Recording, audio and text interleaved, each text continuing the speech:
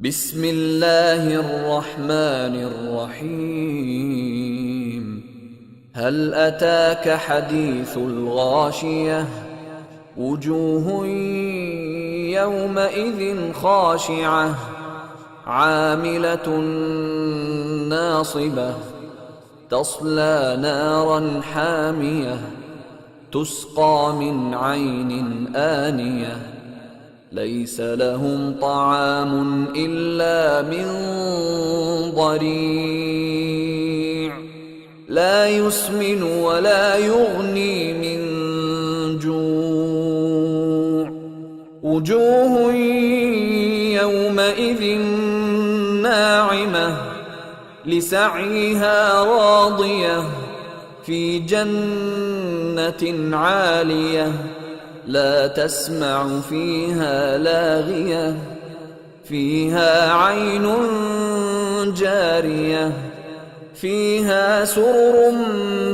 مرفوعة وأكواب موضوعة ونمارق مصفوفة وزرابي مبثوثة أفلا ينظرون إلى الإبل كيف خلقت وإلى السماء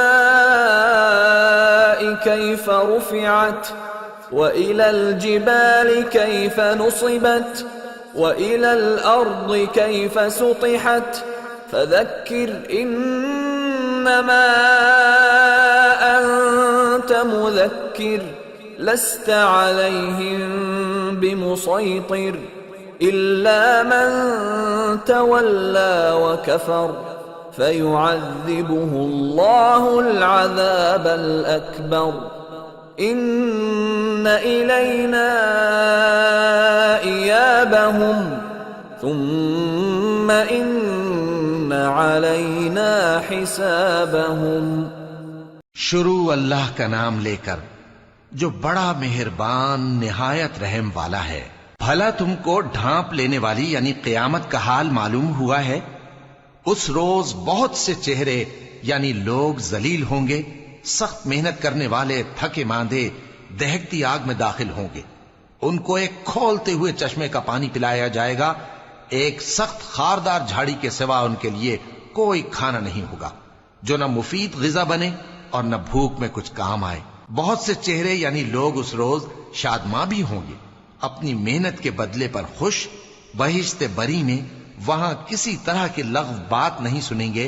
اس میں چشمے بہ رہے ہوں گے، وہاں تخت ہوں گے اونچے اونچے اور کٹورے قرینے سے رکھے ہوئے اور گاؤ تکیے قطار کی قطار لگے ہوئے اور نفیس مسندیں جگہ جگہ بچھی ہوئی. تو کیا یہ لوگ اونٹوں کی طرف نہیں دیکھتے کہ کیسے عجیب پیدا کیے گئے ہیں، اور آسمان کی طرف کہ کیسا بلند کیا گیا ہے، اور پہاڑوں کی طرف کہ کس طرح کھڑے کیے گئے ہیں، اور زمین کی طرف کہ کس طرح بچھائی گئی. پس اے نبی صلی اللہ علیہ وآلہ وسلم تم تو نصیحت کرتے رہو کہ تم نصیحت کرنے والے ہی ہو، تم ان پر داروغہ نہیں ہو.